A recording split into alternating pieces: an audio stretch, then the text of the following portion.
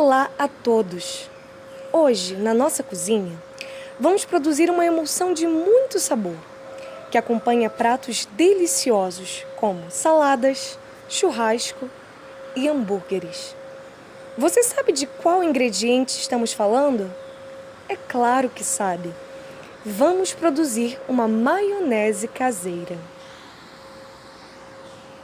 Mas antes, essa é a composição do nosso grupo, compostos por Bárbara França, Camila Ribeiro, Daiana Vargem, Isabelle Blanc e Thaisa Suzano.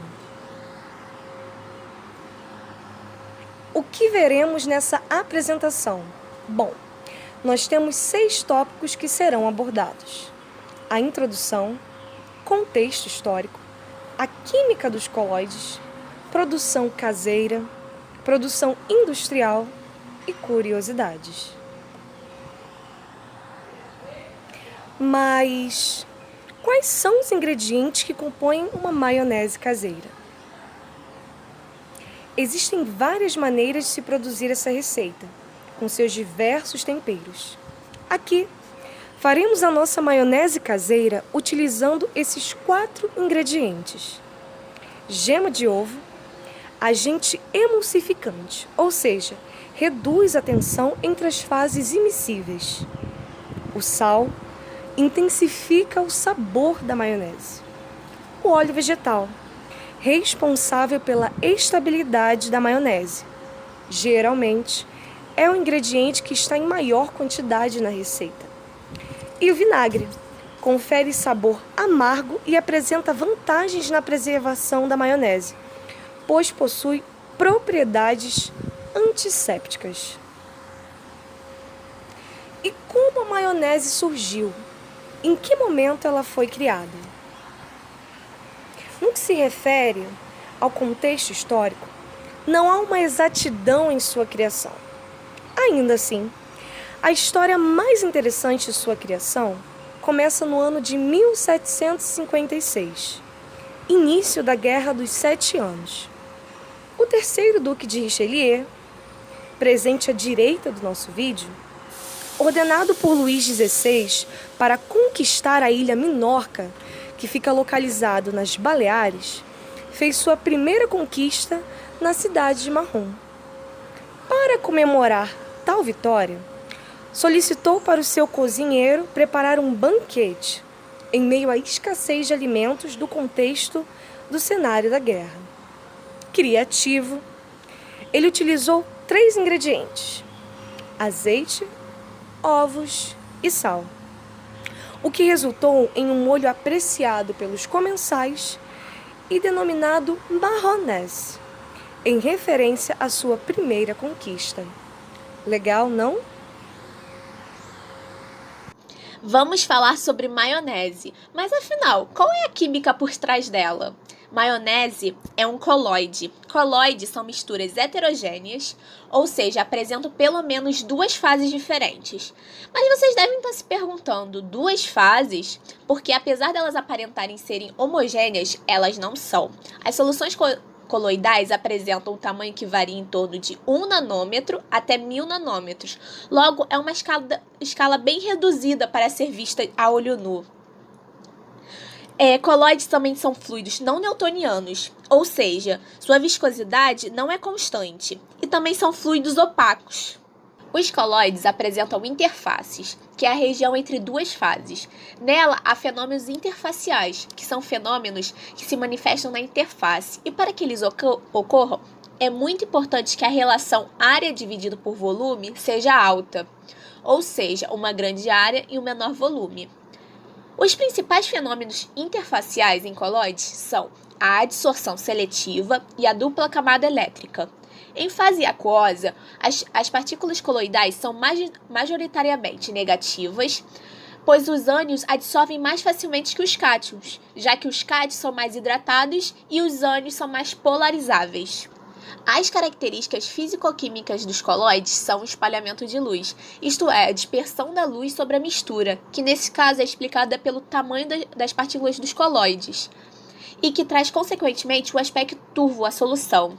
Esse é o efeito Tyndall, como pode ser visto na imagem, quando há a dispersão de luz na mistura coloidal e já na solução verdadeira não tem esse espalhamento de luz.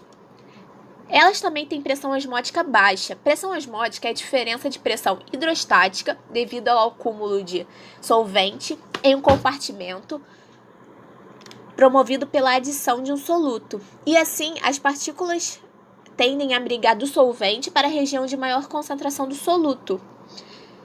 Uma outra característica é o movimento browniano presente nos coloides. É um movimento em zigue-zague aleatório que as partículas adquirem devido aos impactos das moléculas do solvente com as partículas coloidais, que consequentemente adquirem a mesma energia do meio. E esse movimento pode ser visto na imagem, que é o zigue-zague aleatório mesmo. Os coloides podem ser classificados de diferentes maneiras, de acordo com a sua fase dispersa e sua fase dispersante. Então, temos aerosol líquido, aerosol sólido, espuma, espuma sólida, emulsão, emulsão sólida, sol e sol sólido, como pode ser visto na tabela, que distingue a fase dispersa e a fase de dispersão. E os exemplos correspondentes. Estamos falando de maionese e ela é uma emulsão estável, óleo em água. Ou seja, sua fase dispersa é líquido e sua fase dispersante é líquido também. No caso da maionese, a fase dispersa é a água e a fase dispersante é o óleo. Um coloide fluido se estabiliza pelo terceiro componente, que é o emulsificante, que possibilita a formação da mistura estável de duas ou mais fases. No caso da maionese, a gema do ovo que funciona como tensoativo no preparo dela. Conforme vai adicionando esse tensoativo, ou seja, a gema do ovo, a tensão interfacial vai diminuindo, até chegar numa concentração específica, a concentração micelar crítica, onde a interface se satura de tensoativo e a partir desse ponto a tensão interfacial não se modifica mais. Logo, possibilita que a mistura se torne estável. Esta foi a química da maionese para vocês. Para verificarmos as características do sistema coloidal e a estabilidade da nossa emulsão, preparamos na nossa cozinha o experimento da maionese caseira. Para produzir a nossa maionese caseira, será necessário termos alguns ingredientes em casa. E o primeiro dos ingredientes será o nosso agente emulsificante, constituído por uma gema de ovo, já depositado no recipiente da nossa batedeira. Nosso segundo ingrediente será um acidificante, responsável pela estabilidade do nosso emulsificante, a nossa gema de ovo. Nesta nossa receita, escolhemos o ácido acético, mas podemos utilizar qualquer ácido, como limão e afins. Para dar aquele sabor todo especial à nossa maionese, vamos utilizar também sal a gosto e vamos utilizar também 250 ml de óleo. Percebemos nessa etapa que a gema do ovo e o ácido possuem uma grande quantidade de água. A gema tem cerca de 50% de água em sua composição, enquanto o ácido acético possui 96% de água. Bom, a água nós já sabemos que tem pouca miscibilidade em óleo, porque o óleo ele é formado por hidrocarbonetos, que são moléculas apolares, que se ligam a outras moléculas através de ligações covalentes, enquanto a água é uma molécula polar, que se liga às outras substâncias através de ligações de hidrogênio.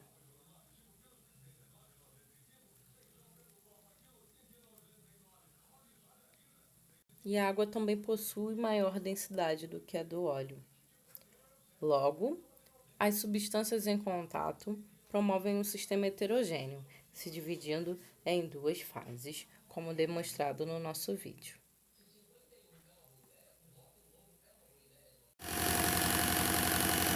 A rigidez da nossa emulsão dependerá parcialmente do tamanho das gotículas de óleo e da proximidade com que estão agrupadas.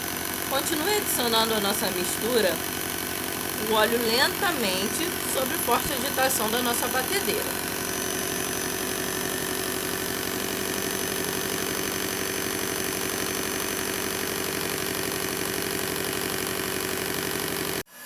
Continuamos acrescentando o óleo sob forte agitação e encontramos uma mistura pseudo-homogênea. E o nosso colóide está pronto. Em comparação com a consistência da nossa maionese industrializada, percebemos que já chegamos ao ponto da nossa mistura. E já podemos utilizar a maionese em nossos pratos. Mas imprevistos na cozinha acontecem, não é mesmo? E existem diversos fatores que podem desandar a nossa maionese. Neste vídeo, foi a nossa primeira tentativa de elaborar a receita da maionese caseira e acabamos adicionando os ingredientes fora da proporção correta. Com isso, modificamos as fases do sistema, o que prejudicou a formação da nossa emulsão. E uma das tentativas para salvar a nossa maionese foi observar qual ingrediente estava em excesso e acrescentar o ingrediente a mais da fase oposta. Por exemplo, se tivermos um excesso de óleo, acrescentaremos a água ou até mesmo uma maior quantidade do agente emulsificante, agitando a mistura até retornarmos à estabilidade da nossa receita. A adição de óleo de forma rápida e excessiva também é um erro comum. E acontece quando a proporção de óleo supera a quantidade de ovo, desandando a nossa maionese. Visivelmente, você vai notar uma mistura líquida e irregular, com bolhas de gordura por toda a superfície do sistema. Se você coloca muito óleo desde o início, a capacidade de emulsão do ovo diminui. E não promovendo a agitação, o sistema fica mais heterogêneo. O ideal é adicionar a gordura pouco a pouco, até conseguir a formação da emulsão. É muito importante termos cuidado com a data de validade e o estado de conservação dos ingredientes utilizados na receita. O ovo mal conservado prejudicará a capacidade tensoativa da lectina e ainda poderá causar problemas à segurança alimentar. A utilização de ovos crus pode conter alto risco de intoxicação por salmonela. Na indústria, a fabricação de maionese já acontece com ovos pasteurizados. Agora que nós já vimos sobre a produção da maionese caseira, como ela acontece, e a química por trás desse colóide, partiremos para esse produto em escala industrial. Alguns ingredientes foram citados anteriormente e se apresentam aqui. Esses são os componentes de uma maionese tradicional com cerca de 60 a 80% de gordura. Temos o óleo vegetal. Além da estabilidade que é levada em consideração quando ele é escolhido, ele também não pode cristalizar em temperaturas normais de refrigeração, ou seja, entre 3 a 4 graus. O vinagre de vinho, ele é o ácido mais utilizado. Para manter o pH entre 3 e 4, ele normalmente é utilizado com outros ácidos, o lático ou cítrico.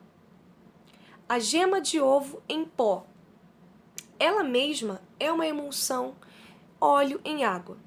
Comercialmente, ela deve ser ativa a baixas concentrações e de baixo custo. O açúcar. O açúcar tem como função suavizar o sabor e atenuar a acidez que é proveniente do vinagre. O sal. O sal ele vai atuar, nesse caso, como um conservante. Como ele se dissolve nessa fase aquosa em água, que é uma fase minoritária, a sua concentração vai ser alta, o que minimiza o crescimento microbiano. A farinha de mostarda, ela já é utilizada por suas propriedades organolépticas, ou seja, sabor, cor, mas no caso específico de molhos, como a maionese, ela apresenta duas propriedades importantes: a propriedade emulsificante e antibacteriana, o que aumenta a chamada shelf life da maionese. Nós temos também os conservantes. O foco maioritário deles está na acidificação e diminuição da água livre, o que se consegue adicionando compostos solúveis, por exemplo, os sais de ácido ascórbico e benzoico. Por fim, nós temos os espessantes. Estes permitem uma estabilização ao longo do tempo, sem que as duas fases se separem. Bom, essa é uma representação do processo em um diagrama de blocos. Se apresenta numa forma mais simplificada. Aqui nesse fluxograma de processo, nós temos uma primeira representação. Nesse caso, o fluxograma ele mostra a utilização de amido, que é específico para a indústria, e nesse caso ele está a frio, ou seja, ele está gelatinoso. Nesse processo, utiliza-se um equipamento dotado de mexedor a vácuo. Esse mexedor ele previne a incorporação de oxigênio no processo de homogeneização da mistura. A emulsão ela é formada por um moinho tipo coloidal.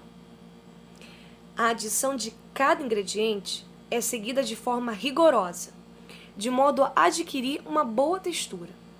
Após completar-se o processo de emulsão, a maionese pronta segue para o tanque pulmão e está pronta para o envase.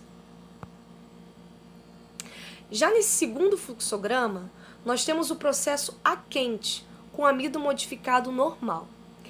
E nesse segundo caso do processo, o amido ele sofre um aquecimento. Esse aquecimento ele vai variar de 75 a 85 graus Celsius para ser cozido. Após o cozimento, o mesmo passa por um trocador de calor para ser resfriado a uma temperatura de 22 a 28 graus Celsius e é enviada para o processamento da maionese, como explicado anteriormente. Aqui nós temos um equipamento muito importante, que é um emulsificador. Ele funciona sob uma agitação mecânica intensa. Essa agitação é necessária para a formação desse colóide. E aqui abaixo nós temos as etapas, desde a entrada da mistura até a higienização desse emulsificador. Bom, falando um pouquinho sobre a análise da qualidade da maionese, nós temos 3 parâmetros muito importantes e que são utilizados na indústria. Nós temos as análises físico-químicas, como por exemplo a viscosidade, porque a viscosidade ela está relacionada com a estabilidade da reologia do produto. Lembrando que o colóide é um fluido não newtoniano. Então, quando a gente verifica essa reologia do produto, a gente sabe a duração dele ao longo do tempo na prateleira, por exemplo, de algum comércio. Nós temos as análises microbianas, como por exemplo, a pesquisa de salmonela e a quantificação de bolores. E por fim, nós temos as propriedades sensoriais, já faladas anteriormente, que é aparência, textura, sabor, odor.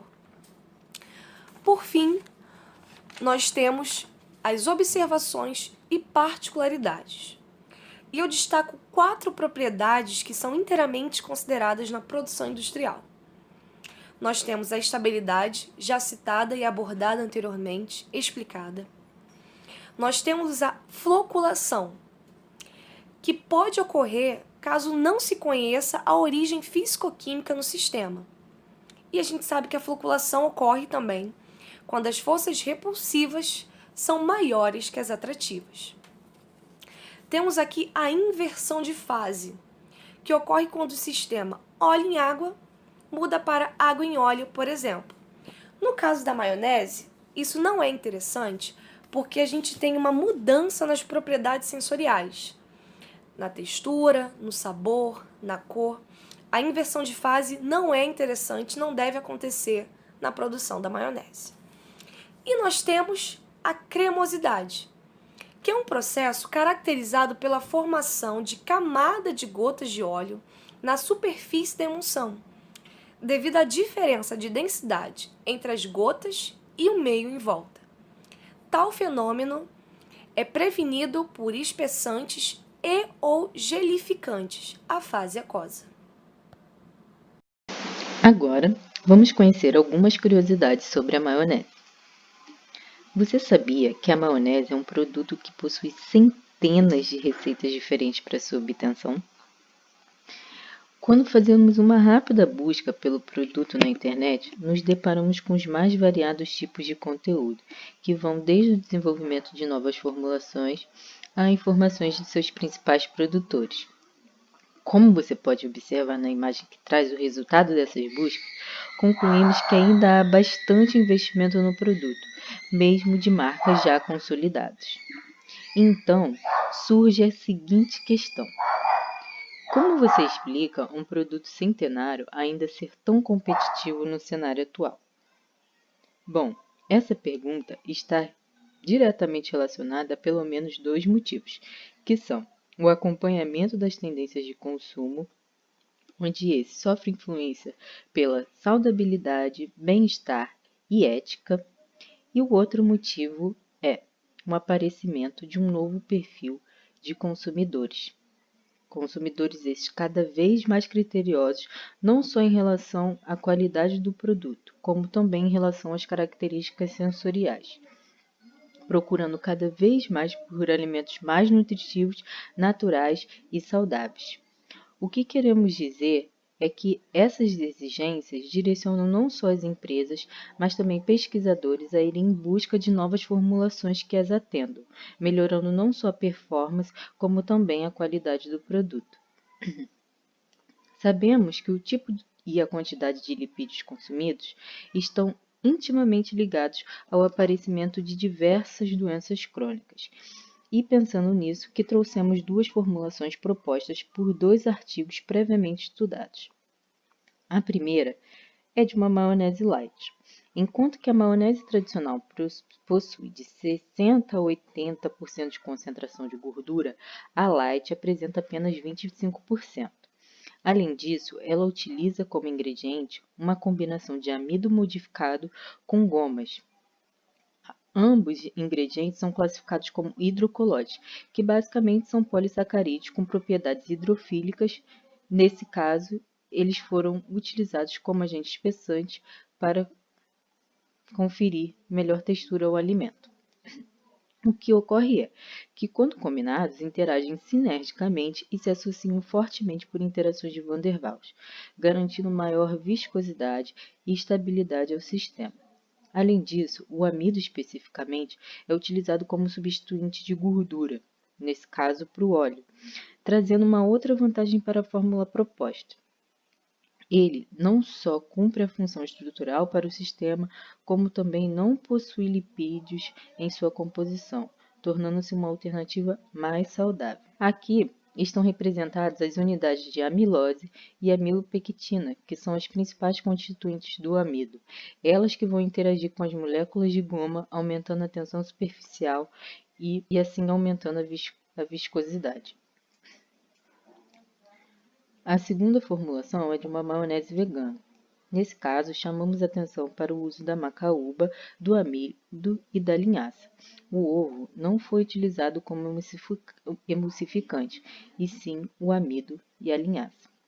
A macaúba veio como um substituinte da gordura, que também traz como vantagem o seu poder antioxidante. Ela é rica em beta-caroteno, que é uma substância que inibe a ação de radicais livres no nosso organismo. Contudo, a formulação apresentou baixa estabilidade e maior valor calórico frente a outras formulações propostas no estudo, que pode estar ligada à ausência da gema de ovo na receita e não ter acrescentado nenhum outro espessante, como a goma, por exemplo. Ou não ter aumentado a quantidade de amido na formulação, já que a gema, nesse caso, não foi utilizada.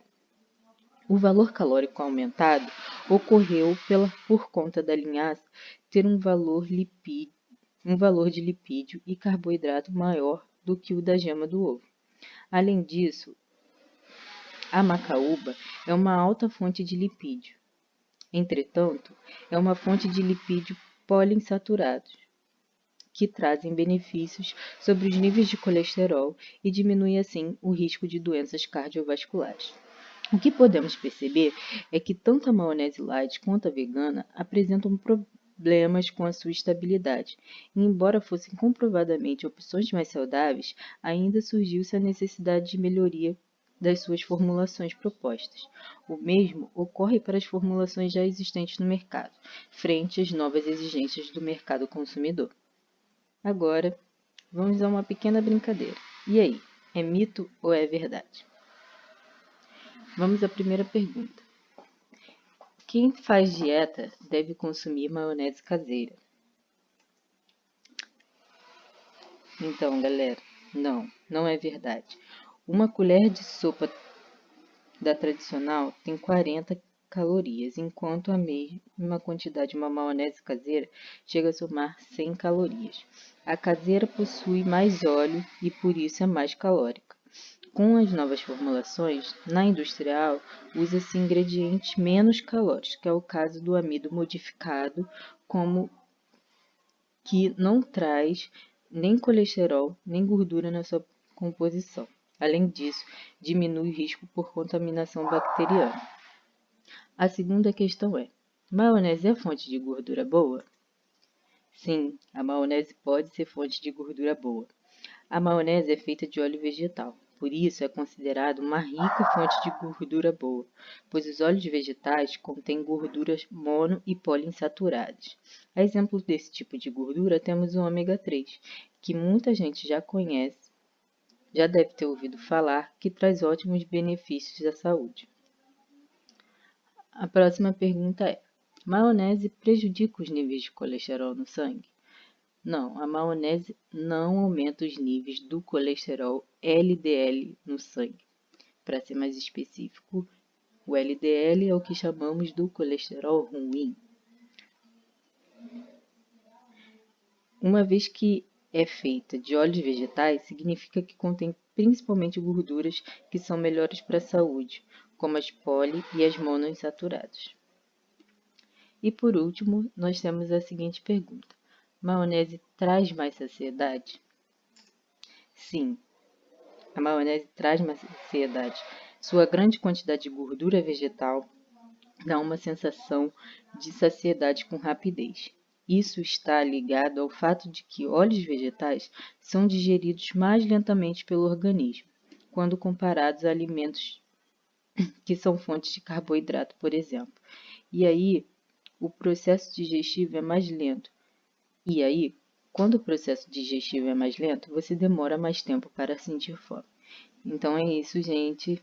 Eu espero que vocês tenham gostado do nosso conteúdo e obrigada pela atenção de vocês.